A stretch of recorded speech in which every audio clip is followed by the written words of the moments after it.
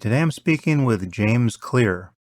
James is the author of the book Atomic Habits, which has been repeatedly recommended to me. Many of us go through life aspiring to acquire good habits and aspiring to lose bad ones, and we treat that process as though it were fundamentally mysterious. But as it turns out, some people have thought a lot about habit formation, and James is certainly one of those people. Really, anything you want to accomplish in life that depends on your behavior in any sense is almost entirely dependent on the kinds of habits you can form, whether they're around work or diet or fitness or relationships or a practice like meditation. It's really all a matter of acquiring good habits. And now I bring you James Clear.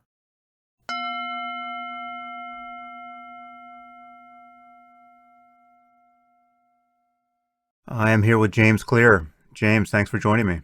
Hi, Sam. Good to talk to you. So you wrote this book, Atomic Habits, that was recommended to me many, many times before I picked it up.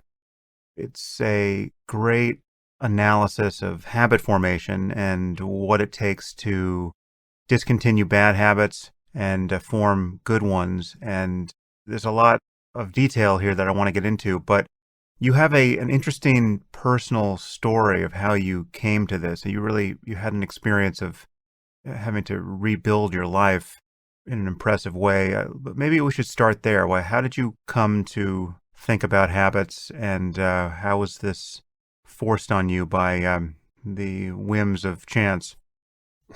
Right. Well, I grew up in a family that played a bunch of different sports. My dad was a professional baseball player. He played in the minor leagues for the St. Louis Cardinals. And I played a variety of things growing up, and sports played a big part in my childhood until I was about 16. And the final day of my sophomore year of high school, I suffered this very serious injury where I was hit in the face with a baseball bat.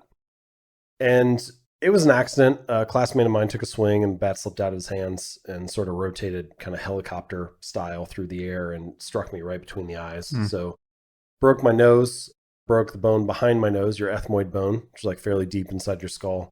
Shattered both eye sockets. I looked down. I had spots of red and blood on my clothes. I had one classmate who literally took the shirt off his back and gave it to me to kind of plug up the blood coming from my broken nose. And I was sort of unaware of how seriously I had been injured. You know, everybody's running over to me. We kind of started making the long march down back into the high school. We were on this field outside of the school. And I got to the nurse's office and started to answer questions, but I didn't answer them very well. And I think the third question they asked me was, "What's your mom's name?" And that took me about 10 seconds to answer. And that was the last thing that I remember. So the swelling in my brain got to the point where I lost consciousness, taken out of the high school on a stretcher, went to a local hospital.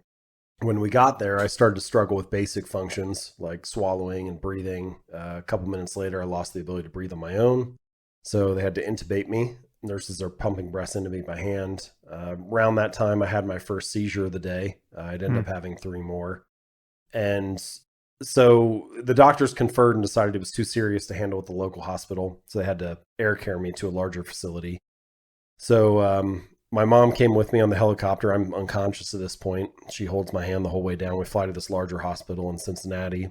And we land on the roof of the hospital, and a team of, I don't know, a dozen doctors and nurses come out, wheel me into surgery, take my mom off to a waiting room where she meets back up with my dad. And as I was getting ready to undergo surgery, I had another seizure. And so I guess they decided that I was too unstable at that time. So they placed me into a medically induced coma. And around this time, a priest comes up to my parents. And actually, this particular facility, this particular hospital, they were familiar with it because about a decade before, my sister had been diagnosed with leukemia at the age of 3. And this was the same hospital where she had received her chemotherapy treatment. So turns out it was the same doctor, the same priest that had met with them a decade prior that they also talked to that day. Thankfully, the story, has a good ending. So I spent the next day in that medically induced coma. About 24 hours later, my vital signs had stabilized to the point where doctors decided to release me from the coma. So I wake back up and the process of healing sort of begins. And The reason I tell this story, the reason I think it's related to the discussion we're having now, is this was a time in my life. All humans have habits. I mean, we're building them from the time that we're born. But this was the first time when my hand was forced and I had to start small. I Mm. didn't have a choice. I couldn't just flip this switch and go back to the normal, young, healthy person that I was before. All I really wanted was to get back on the baseball field, get back to, living my normal life. But my first physical therapy session, I was practicing basic motor patterns like walking in a straight line. I couldn't drive a car for the next 9 months. I had double vision for weeks. And so I started by just doing these small, simple things that almost now, like as I talk to you now, it almost seems insignificant. Like I went to bed at the same hour each night or prepared for class for an hour each day. This was the first time in my life after physical therapy was done that I started training consistently in the gym. So, first once or twice a week, and then eventually 3 or 4 times. And they were small habits, but they gave me a sense of control over my life again, something I felt like had been ripped away. And so gradually I started to build confidence, rebound, recover. I never ended up having a successful high school baseball career. I was the next year when I went out for the team, I was cut. I was the only junior to be cut from the varsity team. Senior season, I made the team, but barely got to play. But I did manage to kind of weasel my way onto a college team and continued to build those small habits and get better. And so my freshman year, I came off the bench. Sophomore season, I was a starter. Junior year, I was the team captain. Then my senior season, I ended up being named to the Academic All-America team, which is about 30 players around the country. Mm. And, I never played professionally, but I do feel like I was able to maximize my potential and kind of make the most of the circumstances that were pushed my way. And I think that's really kind of the lesson for many of us with habits and the role that they play. I kind of broadly see three major pillars or things influencing our outcomes in life. I mean, you got luck and randomness, which by definition is not under your control. You have your habits, the behaviors that you practice and the actions that you take. And you have your choices, the strategy that you follow. And you can't control luck and randomness, but if you can control the other two, if you can make good choices and build good habits, then you can often kind of get luck to sort of go your way. You can increase your surface area for good things to happen, Mm. despite the randomness that comes along. And that's kind of, I feel like, the punchline of my story. I don't really know that there's anything legendary or heroic about it. We all face challenges in life, and this was just one that I faced. But it did teach me about the importance of small habits and how they can help you rebound from challenges if you're willing to stick with them for, months or years. Was your ability to rebound obvious from the start, or was there a period where you kind of tipped into depression or despair and took some significant period of time to even find your way toward growing your way out of this predicament? Well, the first thing I said when I woke back up and sort of was cognizant of what was going on was I never asked for this. And I think a lot of people feel that way when challenges kind of come their way. It's like, why me or stuff like that. Mm. So I'm sure that I did have a period where, it was hard. Looking back on it now, what I remember is trying to be very positive about it. There's this interesting, I've been thinking about this more recently. Maybe you've seen this in your own life as well. There are like positive and negative feedback loops throughout life. And there's this interesting thing where stuff kind of feeds on itself in either direction. Like you're a little bit overweight and that makes you feel a little depressed. And so then you feel like sitting on the couch more and eating your feelings away. And then you get more overweight and just kind of this downward spiral. Yeah. And then the same is also true on the upward side, and so for whatever reason, I think as I was rebounding from that, I tried to focus on some small win, some little foothold that I could get to push off of and move the momentum in a positive direction. So maybe at, that first physical therapy session, that was something like, being able to successfully complete each exercise or to do the number of reps that were prescribed from the physical therapist or whatever. But that is a very small, tiny thing, but gave me a little foothold. And I could use that to propel a little momentum into the next thing. And weirdly, if you're willing to do that, if you're willing to look at life that way and to continue to try to drive that momentum, you do sort of get this flywheel effect over the course of a couple years. And pretty soon you're almost surprising yourself by what you're doing. And I think that small habits do sort of compound on each other in that way. I'm struck by the fact that many of us don't spend a lot of time thinking about habits per se, But we think about our lives, we think about our relationships, we think about our health, our finances, our careers, the distance between our moment to moment experience and the experience we imagine we want in life. And when you look at that distance, when you look at the quality of any aspect of our lives, we are quite obviously inheriting the consequences of our habits moment to moment.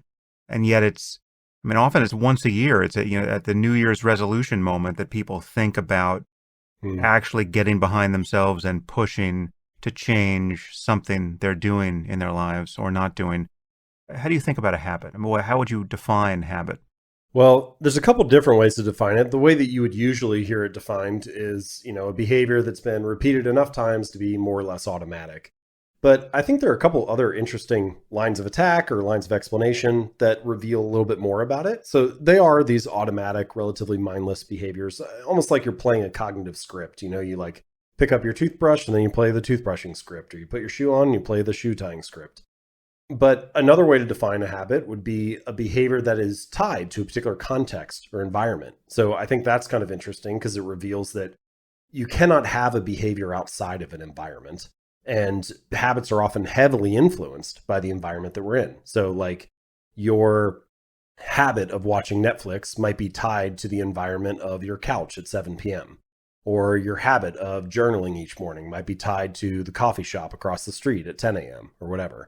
And so those behaviors linked to the context around them, I think that's another interesting way to think about it. And then the third way, and there's a researcher, behavioral economist too, I think his name's Jason Rea. And anyway, I like the way that he defined a habit. He said something to the effect of, they are solutions to recurring problems in your environment. And I like that idea because you could imagine, for example, somebody comes home from work and they're exhausted. So you kind of have this recurring problem around, say, 5:30 each evening, where you're feeling sort of exhausted and stressed and tired from the day. And the brain wants to come up with solutions and automate those as best as possible. So one person might fall in the habit of playing video games for a half hour, and that's how they de-stress. And another person might smoke a cigarette, and a third person might go for a walk with their spouse. And you can start to see that even though the underlying or root cause is the same or similar, we can come up with very different solutions to that same problem. And so I think to a large degree, people sort of stumble into their habits, sometimes literally stumble into them, like we, just stumble across a solution that, this happens to be the information that came your way throughout life. Often you're imitating the habits that your friends or your family or your parents or somebody, what they do to solve that recurring problem. So you sort of inherit the habits of the people around you. And then at some point you get to be 20, 25, 30 years old, and you have to like step outside and above yourself and realize, okay, I have all these recurring problems, these things that come again and again that need to get resolved throughout my life. And I have this set of habits that I use to resolve those problems. But what are the odds that the habits that I have now are the optimal solution to the problems that I face repeatedly? It's probably very unlikely in the universe of options that you have that you happen to come across the ideal solution at first. And I think as soon as you realize that, you start to see that your habits are more of your responsibility now. It's your choice as an adult how you respond to these recurring problems. And if you have the option to build habits that solve those things in a healthier or more productive or more fruitful way, then that's your responsibility to try to build those. So I think all of those different lenses give you kind of a various ways of describing a habit and what it is, but that's kind of roughly the role that they play in our lives. Is there a difference that you can generically state between acquiring a good habit and discontinuing a bad one? Is there different dynamics to that problem? Yeah, that's a great question. So first, I should say, I think it can be very useful to look at your bad habits because, and I think we all have had this experience, bad habits seem to form so readily, so easily. And yet good habits can be kind of difficult to build and to last. And I think it's interesting to ask, like, why is that? What qualities of a bad habit make it so readily formed? And so there are quite a few insights that I discuss in Atomic Habits that sort of came from that opposite lens, from looking at the inverse. So I'll discuss some of those in a few minutes as we kind of get deeper into the conversation. But To answer your question, what's the difference between a good habit and a bad habit? Some people are like, well, if it's bad, why would I do it, right? Like, if I know this isn't good for me, why do I keep coming back to it? And depending on which experts you talk to, some habit experts don't even like the terms good and bad because they're like, well, all behaviors serve us in some way. So they I don't know, there's kind of this philosophical or semantic discussion about it. I don't know that that's quite right. It goes back to Socrates, essentially, that no one knowingly does bad. Everyone has a Right. story about why what they're doing is good, at least for them. So I think there is truth to that. But from a practical standpoint, from a useful standpoint, I think we can define what a good habit and a bad habit is. And the way to do it is to consider that behaviors produce multiple outcomes across time. So broadly speaking, let's say there's like an immediate outcome and an ultimate outcome. Now, the immediate outcome of most good habits of most bad habits is pretty favorable. Like the immediate outcome of eating a donut is great. It's sweet, it's sugary, it's tasty, it's enjoyable. It's only the ultimate outcome, if you keep repeating that behavior for a year or 2 years or whatever, that's unfavorable. Same story kind of with like smoking a cigarette. The immediate outcome of smoking a cigarette is, maybe you get to socialize with a friend outside the office, or you curb your nicotine craving, or you take a break from work and reduce stress. It's only the ultimate outcome that's unfavorable. With good habits, it's often the reverse. Like the immediate outcome of going to the gym, especially that first week or first month, not very favorable. Your body looks the same in the mirror. The scale hasn't really changed. If anything, you're sore. It's only the ultimate outcome a year or 2 years from now that is favorable. And that misalignment between the immediate outcome and the ultimate outcome, I think, is one reason why it's so easy to slide into bad habits, because they feel good in the moment, and can be difficult to build good habits because a lot of the returns are delayed. And I think this comes back to some sort of, evolutionary wiring. I mean, for the vast majority of human history, humans have lived in what scientists would call an immediate return environment. Almost all of your choices had some kind of immediate or near-term impact on your life. Do I take shelter from a storm?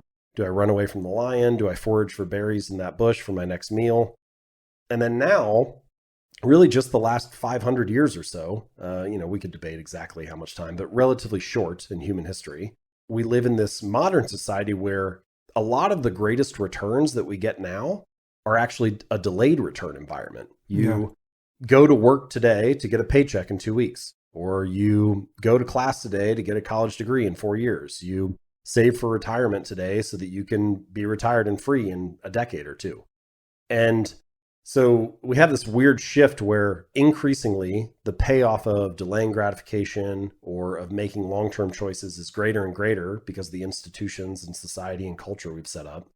And yet our Paleolithic minds seem to be wired to prioritize the immediate outcome.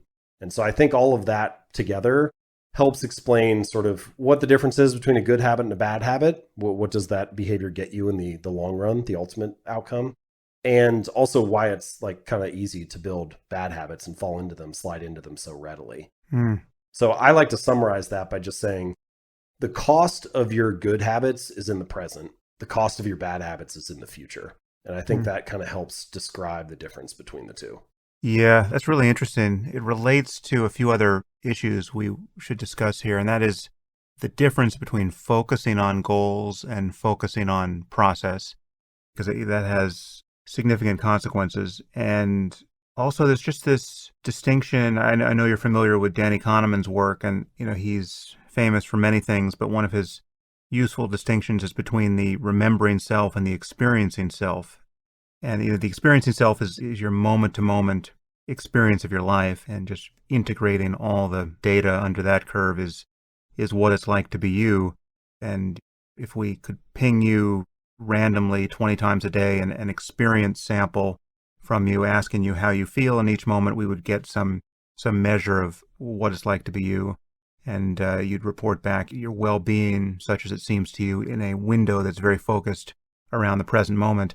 But the remembering self is who comes online when anyone's asked how they feel about their life in a much more global, retrospective sense.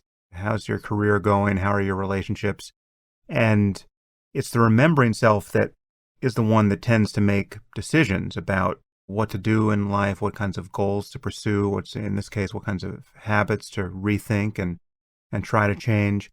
And there's, Danny has noticed and more or less surrendered to this fact that there is a reliable mismatch between the remembering self's account of what is good and what is worth doing and who it's becoming and what its life is like, and the experiencing self's data that can be reported back. So you can think you had a terrible time over the last week, but the sampling would say otherwise, and vice versa. And he thinks there's really no way to get the remembering self and the experiencing self into, true harmony.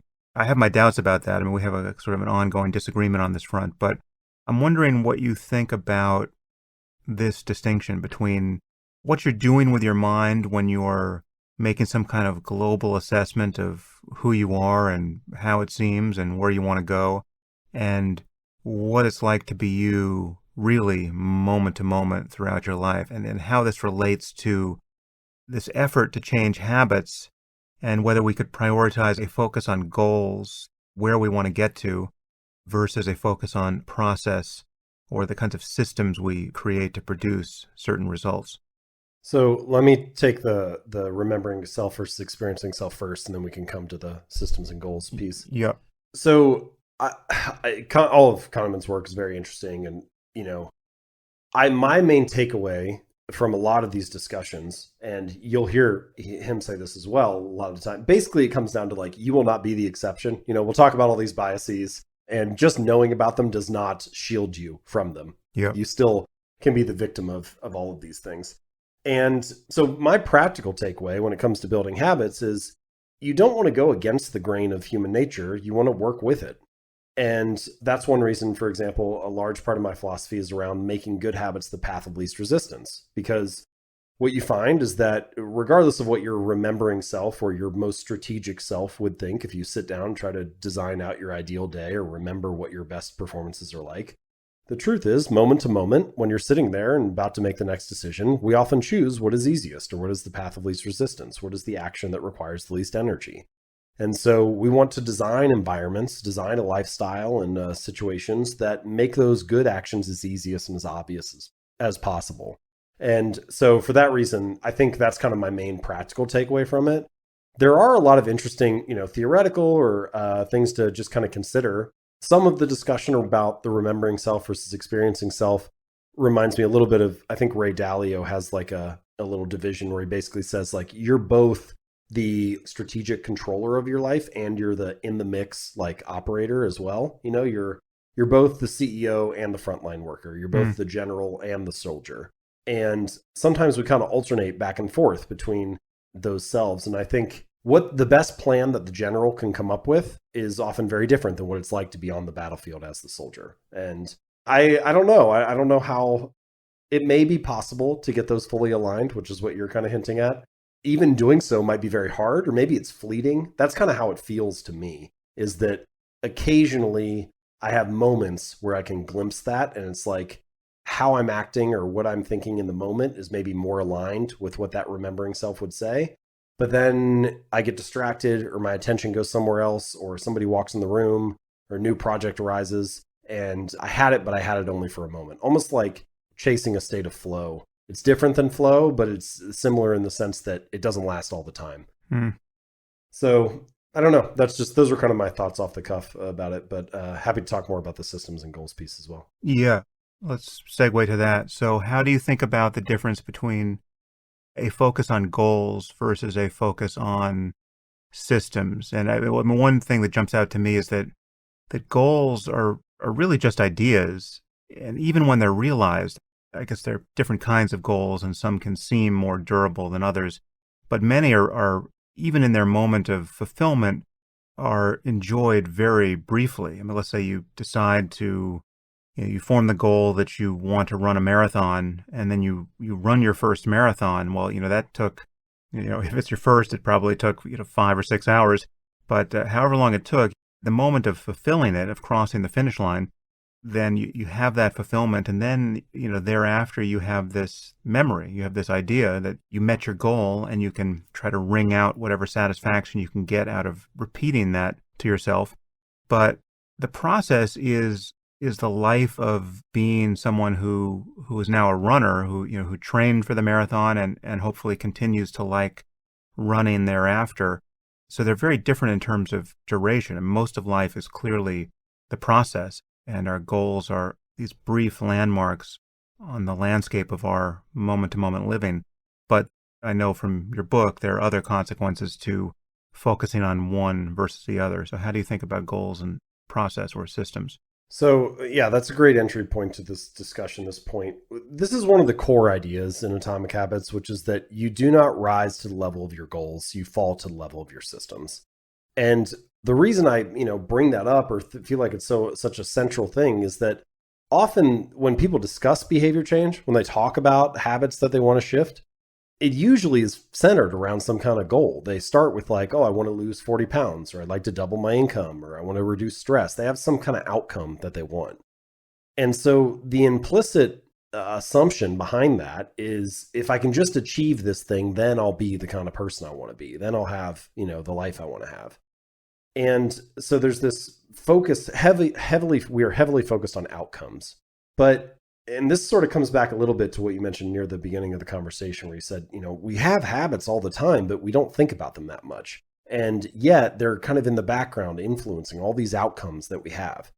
And so the way that I would describe that is most of your outcomes in life are a lagging measure of your habits. So, for example, your knowledge is a lagging measure of your reading and learning habits. Your bank account is a lagging measure of your financial habits. Your physical fitness is a lagging measure of your eating and training habits. Even the clutter on your desk at work or in your garage or your bedroom is a lagging measure of your cleaning habits. And so if you get really motivated and set a big goal, like I have the goal to clean my room, and then you spend a couple hours doing that, you have a clean room for now. But if you don't change the sloppy, messy habits that led to a dirty room in the first place, then you turn around 2 weeks later and you got a dirty room again. And so we often think that the outputs are the things that need to change, but it's not really the results that need to change. It's like fix the inputs and the outputs will fix themselves. And that's kind of this language of systems versus goals. I first heard that specific phrase from Scott Adams, but you hear it in many different ways: process over outcome, whatever. It's been discussed, ad nauseum for centuries. But to put a little finer point on it and to link it back to habits, this is how I would describe it. Your goal is your desired outcome. It's the thing that you want to achieve. Your system is the collection of daily habits that you follow. And if there's ever a gap between your desired outcome and your daily habits, if there's ever a gap between your system and your goal, your daily habits will always win, right? Like almost by definition, your current habits are perfectly designed to deliver your current results. Like whatever system you've been running, let's say the last 6 months or last year, whatever collection of daily habits you've been following have carried you inevitably to this place that you're at right now. And, there again, I mentioned this earlier in the conversation, there are, of course, other forces, right? There's luck and randomness and so on. But I think largely speaking, we could say that that is true, that the things that you repeat day in and day out, the system that you run carries you to this outcome. And so for all of those reasons, I think we should focus much more on the daily habits, on the system, than we do on the goal and the outcome. And as you mentioned, there's sort of these downsides or, these negative effects that come from focusing too much on the goals. So the first one is that, as you mentioned, achieving a goal really only changes your life for the moment. Like it's only a momentary thing. It's not like, this is one of my challenges when people talk about like a 30-day challenge for habits or, 21 days and then the habit is formed or whatever. It's like habits are not really a finish line to be crossed in that sense. It's not like just do this for a little while and then you'll be a healthy person. Achieving a goal only changes your life for the moment.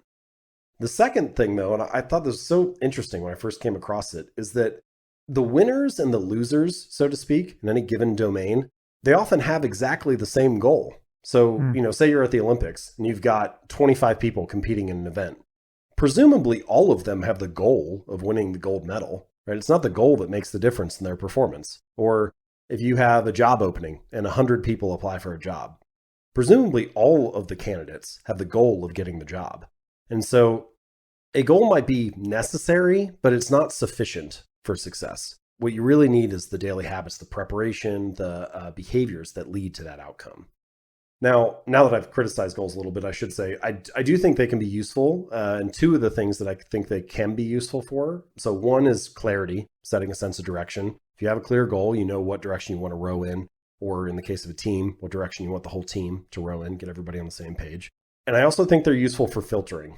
If you have a goal and somebody comes to you with an opportunity, and they say, hey, would you like to join or work on this project? Or are you interested in this? You can run it through that filter of your goal. And it's easier to say no if it's like, oh no, that doesn't help me achieve my goal.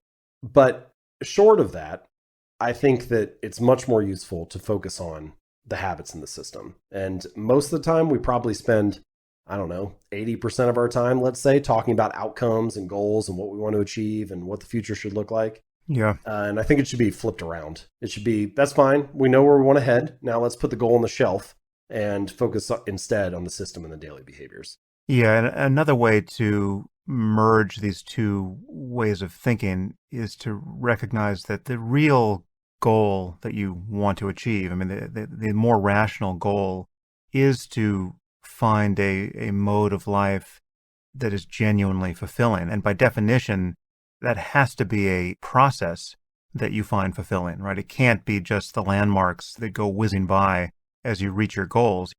This is where the hope of getting the remembering self and the experiencing self to converge for me is found, if it can be realized. It's in recognizing that more and more your life is genuinely fulfilling, not just at the retrospective level of the story you tell yourself, but in the moment-to-moment sampling of your experience, you realize you're satisfied with it, and those satisfactions can become deeper and more subtle and more ethically salient, and there's an integrity and a harmony to one's living that is, there are not these radical discontinuities between who you wish you were and hope to be and who you in fact are in each moment. You're hoping to be a good parent, but you find yourself shrieking at your kids in a way that later embarrasses you, right? Like, ironing that stuff out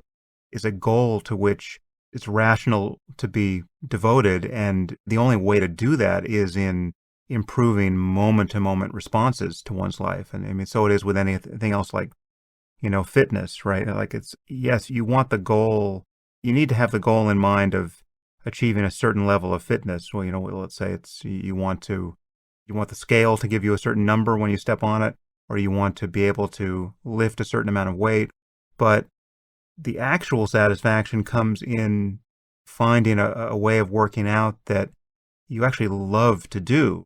It's satisfying to do it in a way that a bad habit is satisfying. It's just not the future that is paying dividends for you, but it's actually what you want to do in the moment. I agree with that. A habit is not a finish line to be crossed. It's a lifestyle to be lived. And it's really, once you embrace that lifestyle, once that is aligned, as you're mentioning, you also, to bring it back to what we spoke about a couple moments ago, about the rewards of good habits often being delayed, you're no longer delaying it then, right? You are feeling good in that moment. And so that, I think, makes it much more likely that you'll stick to good habits. And this is another one of the core ideas in the book, this concept of identity-based habits of, the goal is not to finish a marathon. The goal is to become a runner. The goal is not to read 30 books a year. It's to become a reader. The goal is not to do a silent meditation retreat. It's to become a meditator. And it's really, once you start to assign that identity to yourself, which I think is best done through building small habits that reinforce that identity, then, in a sense, true behavior change is really identity change. Because once you have this new narrative to tell yourself, once you have this new way to look at yourself, you're not even really forcing yourself to do it anymore. You're just acting in alignment with the type of person that you see yourself to be. And so this, I think, is probably the ultimate reason that habits are so important. Like, we often discuss habits as the pathway to external results. Oh, building good habits will help you make more money or lose weight or reduce stress. And it's true. They can help you do all those things, and that's great. But I think the real reason that habits matter is that they reinforce your sense of identity. They give you, it's kind of like every action you take is like a vote for the type of person that you wish to become. Mm. And so, no, writing one sentence does not finish the novel, but it does cast a vote for I'm a writer. And no, doing one push-up does not transform your body, but it does cast a vote for I'm the type of person who doesn't miss workouts. And the first time or the fifth time or the 30th time you do that, maybe you haven't shifted the story that you have about yourself. But you do it for 6 months or a year or 2 years, and so at some point you cross this invisible threshold and you're like, yeah, maybe I am a writer, or maybe I am, an athlete, or whatever it is that you're building. Maybe I am a meditator. And so you need to build those small habits so that you can cast votes for believing this self-narrative, this story about yourself. And ultimately, once you get enough evidence built up, I think that's really the key, is that habits provide evidence. It's different than what you typically hear, which is like fake it till you make it. I don't necessarily have anything wrong with fake it till you make it. It's asking you to believe something positive about yourself. But it's asking you to believe something positive without having evidence for it. And we have a word for beliefs that don't have evidence. We call it delusion, right? Yeah. Like at some point, your brain doesn't like this mismatch between, I'm saying I'm one type of person, but I'm doing something else. So behavior and beliefs are like this two-way street. They feed each other and influence each other. But my argument is, let's start with the behavior. Let's start with one push-up or meditating for 1 minute or writing one sentence. And let that provide undeniable evidence that you are that kind of person. And once you get enough of it, then you can get to the point that you're talking about, which is just doing it makes me feel good. It makes me feel like I'm being the kind of person I want to be, like I'm aligned, like I have this match between what I desire and how I'm acting. And that feels good in the moment, and it becomes easier to stick with it because it just feels like it's reinforcing my desired identity. Yeah, I'll just say as a footnote, there is one place where faking it until you make it truly works, so there really is no distance between fakery and the achievement of one's end, and that's in every instance where courage is the thing you're trying to fake. Faking courage and real courage are the same thing. I mean, courage is you attempting a certain behavior or performing something despite being afraid to do it, being afraid of failure, being afraid of some negative outcome. And so just, putting yourself on the line, whether it's, let's say you're shy and you're afraid to make social encounters with people, or you're afraid of public speaking, or whatever it is, the actual surmounting of your fear is what courage is. So in that sense, you really can arrive by merely attempting to do it. It almost makes me wonder if like all courage is faked, Yeah. Like if you don't have fear to surmount, is it really courageous, or are you just like ignorant or don't fully realize the situation or practice it enough times that you no longer feel the fear? It's a very interesting thing. But yeah, as long as the behavior is delivered, no one knows the difference between what kind of internal story is going on there, whether you're terrified or not. Yeah. So this relates to really the primacy of incremental change and the compounding effects of small changes. And this is something you go into in detail in your book. Let's talk about this compound interest principle and why people are so slow to see its significance in their lives.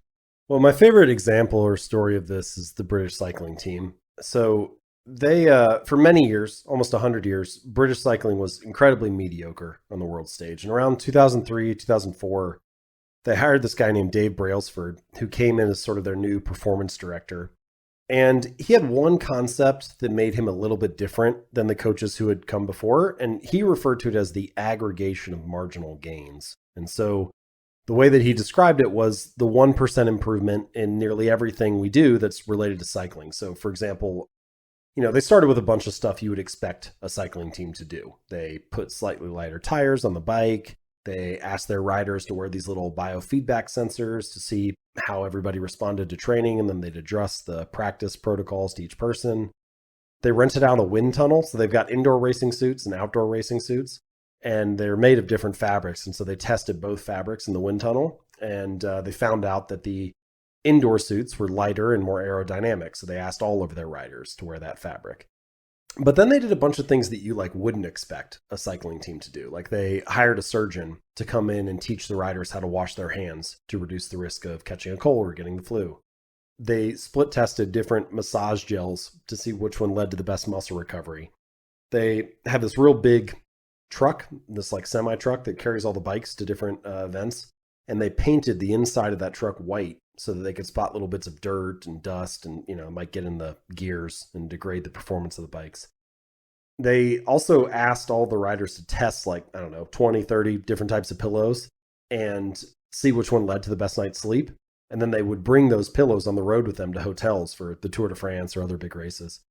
And you can kind of see where this is going here, right? They're just investigating every little area and trying to find some small improvement in it.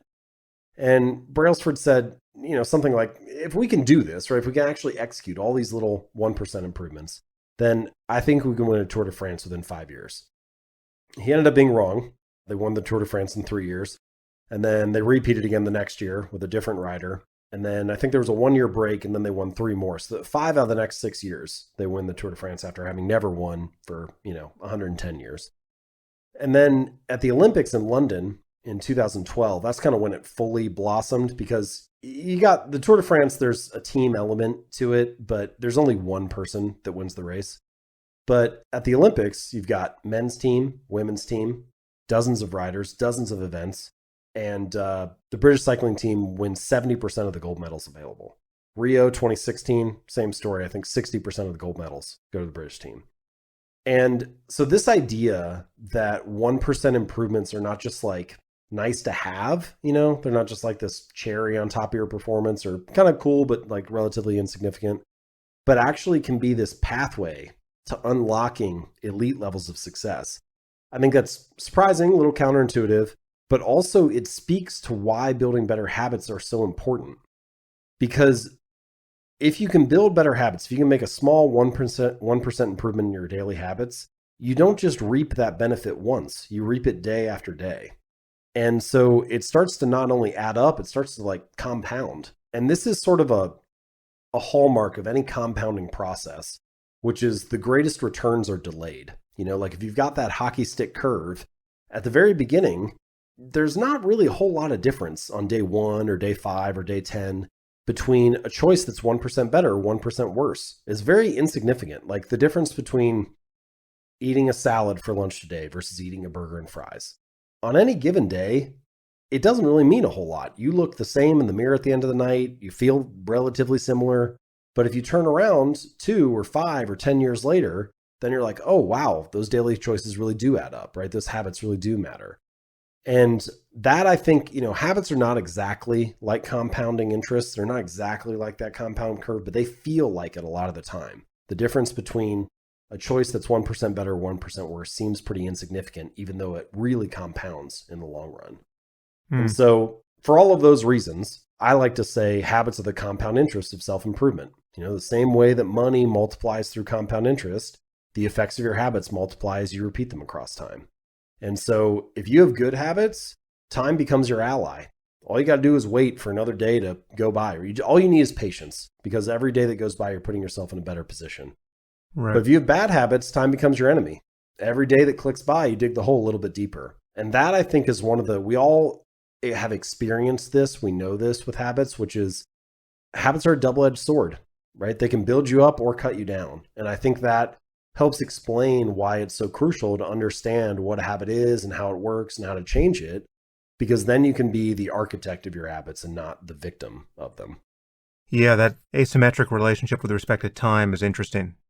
How do you think of the role of attention here? In that there are consequences to what people pay attention to. I guess the quality of one's attention is relevant. This is something that's very close to my wheelhouse of thinking about mindfulness and just moment to moment what we notice about our experience. But just more generally speaking, what one pays attention to, the valence of what one pays attention to and how it affects habit formation. And I guess it opens to questions of the role of discipline and willpower and successfully advertising what one wants to oneself to kind of stay on the path one has decided to stay on. Just how do you think about what one is doing with one's mind through this process? So I think attention is crucial. I mentioned earlier that I kind of feel like there are these 3 major pillars or influences on life: luck and randomness, habits and behaviors, and then strategy and choices. So I'm going to divide attention into those last two categories. So you've got, let me give an example real quick. Let's say you have two entrepreneurs, and the first one decides to start like a local pizza parlor, and the second one decides to start a software company. And you could sort of, from that moment of choosing where to focus their attention, one person will focus on pizza and the other person will focus on software. You could sort of draw a dotted line out into the future of what the potential energy, for let's call it that, of that choice is. And I think most people would say the software startup probably has the higher curve, the greater potential energy to become a big business. And so your choices, I think, set the amount of potential energy that you have available, but your habits determine how far you walk along that line. And so you could say that the person who starts the pizza shop, if they've got really killer habits and they execute really well, they may have a much better business 2 or 5 or 10 years from now than the software entrepreneur who just had a good idea but couldn't execute. And so you need both. And I think about attention sort of in that, I guess we could call this like a fractal way or a hierarchy. You got these big picture uses of attention. What career do I choose? What city do I live in? Which spouse do I choose? And what project am I going to work on in the case of this entrepreneurship example? And that creates a lot of potential energy, or maybe less if the choice is less wise. And then you've got like these small granular uses of attention. What am I focused on this moment? What am I focused on, for this particular action? And that I think is a different thing. Like one is more strategic and the other one is more like reactionary almost, or in the moment. And in the case of your habits, those choices are in that second bucket. They're happening in the moment right now. Like the moment when you act, you're in the present versus thinking about something strategic that you want to do. And I think both of them are really, really crucial. And the good news is, of course, you don't have to choose. Like ideally, we're both making great choices, we're following really good strategy, and we're executing at a very high level. But I like to describe it as your effort sets your floor, your strategy sets your ceiling. So your habits are setting your floor. Hard work will always be helpful. It will always be important. Showing up and performing the reps, doing the habits, that will set the floor that you have. But the ceiling that you could reach, that's determined by those more strategic choices. And so the ceiling for the software startup is always going to be higher. But the hard work that you put in may make the pizza shop more of a success. So I think that's kind of how I see those two working together. Now, to bring it back to habits and your question about attention, certainly practices like mindfulness and so on can increase your control over your attention, increase your maybe self-awareness, if we want to call it that, or your ability to pull yourself back to center in the moment, to redirect your attention to the more useful thing when you get distracted and so on. I think that's really helpful.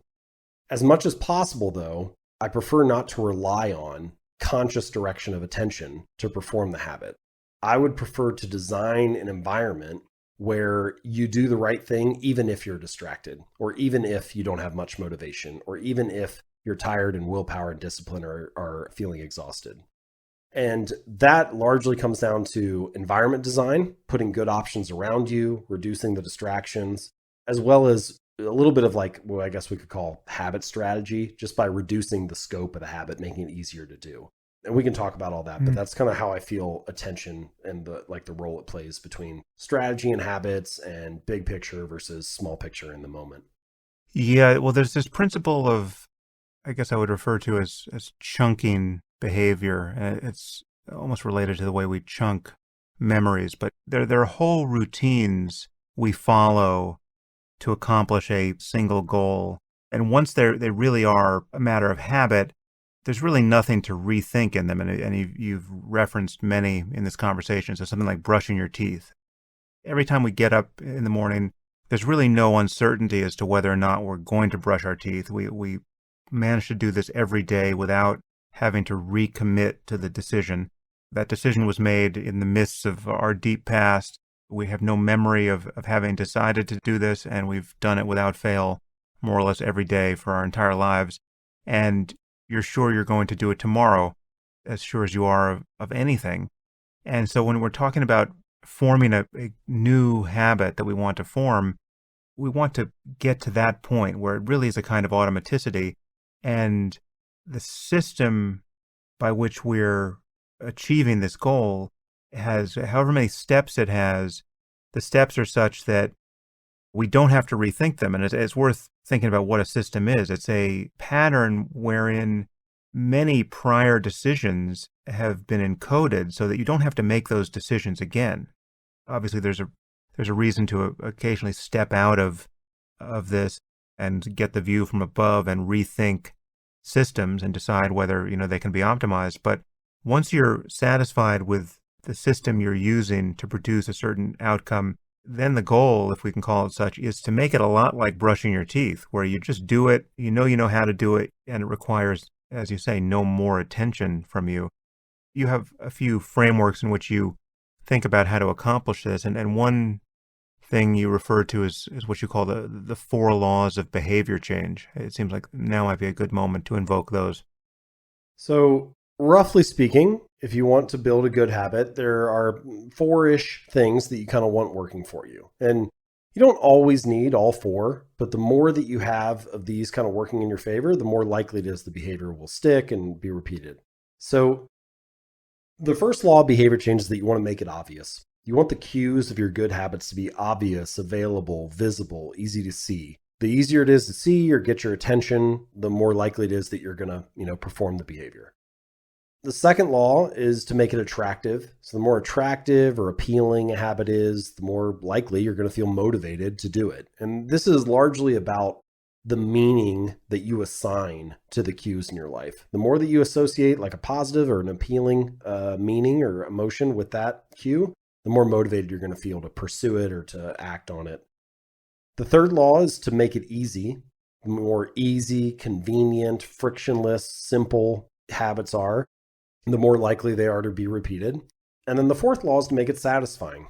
The more satisfying or enjoyable a habit is, the more that it's associated with like a positive emotion, it gives your brain this signal where it says, hey, that felt good. Like you should repeat this again next time. And there are a lot of different ways to apply those ideas, but that kind of framework of make it obvious, make it attractive, make it easy, make it satisfying, it gives you a high level way to design a good habit. And then if you want to break a bad habit, you just do the inverse of those four. So rather than making it obvious, you want to make your bad habits invisible. Unsubscribe from emails. If you're trying to lose weight, don't follow food bloggers on Instagram.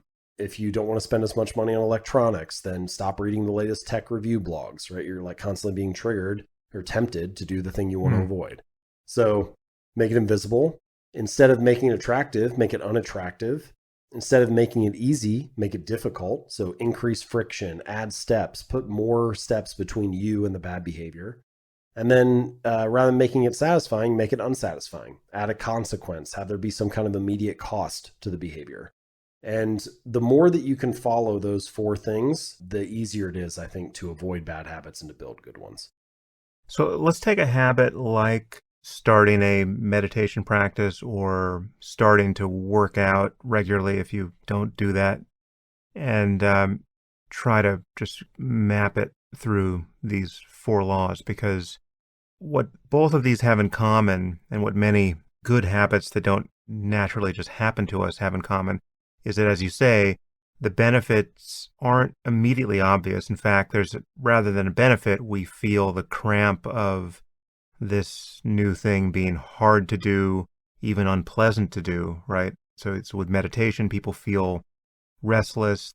They're trying to meditate and they immediately confront how distracted they are, and they're just, that feels worse than their normal experience of just doing whatever the hell they want to do moment by moment. So there's something to overcome there. And so it is, as you said, with working out. You get to the gym and all of this is new, and really the only immediate payoff is it's taken time and now you're a little sore, and you haven't yet crossed over to being the person. It was both with meditation and with working out.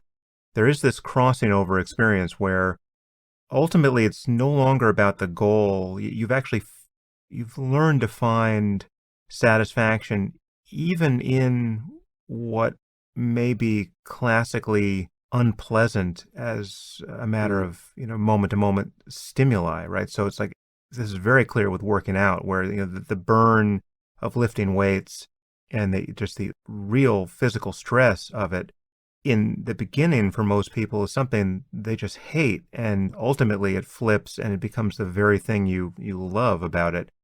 how do you think about getting over this hump, and how can the four laws be used as a way of jiggering one's mind and behavior such that it becomes more likely to happen? Yeah, that's an interesting example. It's similar to what I mentioned a moment ago, where you like reassign the meaning. Your muscle is Mm, still burning, but now suddenly it's a signal that you did something good, that you're taking care of yourself, that you're acting in alignment with the type of person you want to be, rather than a signal of, oh, this is painful. I feel stupid. I'm not sure if I belong in the gym, whatever. So let's take meditation. All right. So, first law, make it obvious. I'm just going to run through these and kind of give some practical ideas. So, is it obvious where the behavior is going to occur? So, this comes back to the environment piece I mentioned earlier. Habits are behaviors that are tied to a particular context. So, do you have a space? Do you have either a chair that's your meditation chair, or a spot on the floor where your pillow sits, or a particular room in your house or office or whatever that's the meditation room? But it doesn't matter whether it's a space or a whole room to itself or whatever, but I think it should be obvious where the behavior exists. And there are actually a few studies that have shown that it's easier to build a new habit in a new environment. Sometimes, for mm, example, they talk about people building habits when they're on vacation or in a room that they don't normally go into or whatever. But the way to think about this, I think, is that all the rooms that you currently visit, they sort of have like a behavioral bias to them. So, like if your couch is the place where you watch Netflix, then when you go in and try to meditate there, you're sort of unconsciously being pulled toward picking up the remote and turning the TV on, even if you wouldn't actually say it like that, but you're sort of fighting against the behaviors that usually happen in that space. right. So that's why it's helpful to, I think, even if it's in the same room, even if it's still in the living room, get a new chair and put that in the corner, and that becomes the reading chair, or the meditation chair, or whatever. So making it obvious where the behavior is going to occur, I think that's a good first step. Second thing you can do, this also is still with the first law, make it obvious.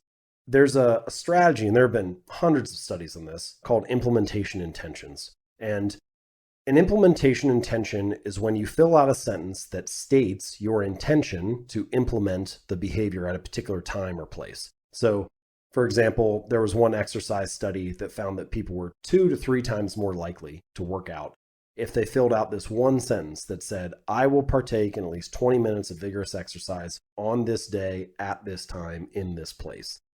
Similar studies have been done for increasing the odds that you show up to the polls and vote. If you say, I'm going to vote on November 4th at 11 a.m. at this polling station, or getting your flu shot, I will go get my flu shot on November 12th at this doctor's office. Recycling, quitting smoking, all kinds of things. So it sounds simple to say, oh, you should just come up with a plan for when you're going to meditate. But the truth is, I think a lot of people wake up each day and they think, oh, I hope I feel motivated to meditate today. Again, even if they aren't consciously saying that to themselves, people are just sort of like, I hope I have the energy to go to the gym, or it feels like a good day to write, or whatever it is. So a lot of times people feel like they lack motivation when what they really lack is clarity. And Mm, if you fill out that sentence, then you know with great clarity exactly when and where the behavior is going to occur. You make it very obvious. So, environment design, implementation intentions. Second step, make it attractive. The more attractive or appealing the habit is, the more you feel motivated to do it. I think this could be done by choosing the type of meditation that feels most exciting or appealing to you. So like, let's say, for example, that the idea of just sitting and listening to your breath or focusing on your breath sounds kind of boring to you. But the idea of having a guided meditation, maybe that's more enjoyable. Maybe even one with, I don't know, a little bit of light music. And if that sounds more appealing, do that form of the habit early on.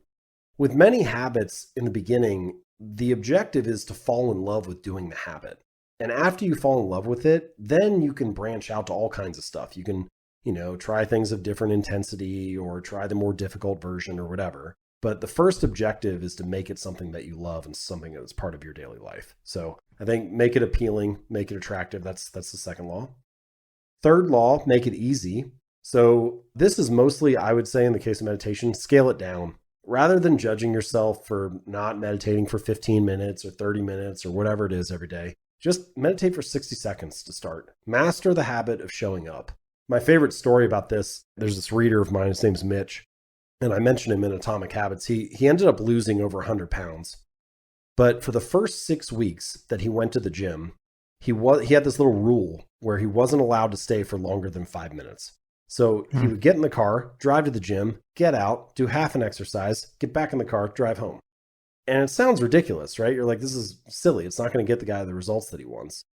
But I think this is a deeper truth about habits that people often overlook, which is a habit must be established before it can be improved, right? It has to become the standard in your life before you can worry about optimizing or scaling it up. If it's just, meditating for an hour every day is great in theory, but if it just remains a theory, there's nothing to work on. There's no raw material to work with. So meditating for 60 seconds doesn't sound as sexy, but if we can get it established, then you've got some raw material to build on. Then you have something to optimize. And so making it easy is the third law, and I think that's a good way to apply that there. And then the fourth one is make it satisfying. I think actually, Sam, your app does a good job with this with like the streaks and so on. If you see your streak building up, you get to check off another day. That's satisfying. It's a small thing, but it feels good to build that up. Habit trackers, whether it's, in an app or putting an X on a calendar or whatever, ways to measure your progress. That really, I think, is one of the bigger picture things about making a habit satisfying is you want some way to visualize your progress. Because if you feel like you're making progress with your habits, you have every reason in the world to continue. And so I think those kind of four things, optimizing the environment, maybe writing out an implementation intention, choosing the type of meditation that feels most appealing to you and making it short and easy to do, especially in the beginning, and then having some way to visualize your progress and feel satisfied with it. You start to layer those strategies together and it becomes much easier to build a better habit. And this is something that I mentioned at the very end of Atomic Habits, this idea that we talked about 1% changes, but the holy grail of habit change is not like a single 1% improvement. It's 1,000 of them. You're layering these little things on top of each other. You're trying to build a system, to bring it back to what we talked about earlier, a system for change. It's not just one little thing that's going to radically transform your life. It's a commitment to layering these things on top of each other. So those are some quick examples of how to maybe do that with meditation.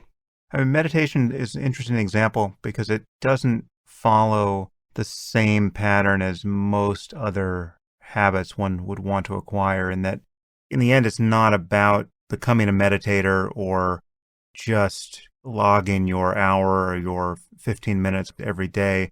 It's something you want to bleed through into every moment of life, where you're punctuating your ambient confusion and distraction with moments of, very clear awareness. And so doing it many, many times throughout the day for 5 seconds is on some level preferable to doing it in a single batch early in the day and thinking you're done. I mean, that's to sort of misconceive the whole project. So finding these little outposts in time that are kind of, micro habits is even, in my view, more advantageous. And there's actually a phrase you use somewhere which I guess speaks to this fourth law of making it satisfying, this concept of temptation bundling that I think originates with someone else. But first, describe what that is and perhaps apply it to a very short meditation, maybe a 1-minute meditation, as opposed to what one would consider one's daily practice. Yeah. Well, first, I should just say I love that idea of what you're talking about, these little 5-second ones throughout the day. It could be like after I sit down in my office chair, I meditate for 5 seconds or Yeah. 15 or whatever it is. And, you're sitting down, maybe a dozen times a day or more. And so you get all these little bursts. So the key there is to find something to anchor it to that is like a repeated action that is pretty reliable. So if you find the right Yeah. thing to tie the habit to, it can be very powerful. So that concept, by the way, of like stacking habits together. So that's a concept from BJ Fogg. He's a professor at Stanford. He's got this program called Tiny Habits, talks about that whole like pairing behaviors together much more. Temptation bundling is a concept from Katie Milkman. She's a researcher at Wharton, University of Pennsylvania. And the whole idea behind temptation bundling is just pairing the habit that you need to do with something that you already want to do. And so you're trying to get that habit associated with a positive emotion. So as you mentioned, that fourth law is make it satisfying. And so by finding something that makes you feel good already and linking it to the habit, you're kind of like, to a certain degree, you're sort of hacking the system in the sense of like pairing that feeling with this new behavior. So what Milkman did, she, at the time that she was working on this, she really enjoyed reading the Hunger Games books. And she knew that she needed to be working out more. And so she created this little rule where she was only allowed to read the Hunger Games if she was on the treadmill at the gym. And so she took something she wanted to do, read the book, with something she needed to do, go for a run. And now she's got this more positive emotion associated with being on the treadmill. The most extreme version of this that I heard, I was researching the book. There was this engineering student from Ireland, and he used his engineering degree to hack his stationary bike such that he connected it to his laptop so that Netflix would pause if he was not pedaling. So he basically like binge watched himself to a better body where he had to be cycling in order to watch any of his favorite shows.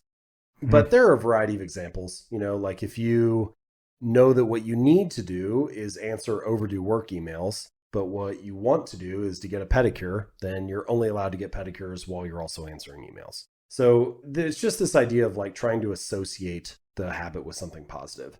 In the case of meditation, the first one that came to my mind was music. So you could do something like pick one of your favorite songs, and every time after you meditate for 1 minute, you listen to your favorite song.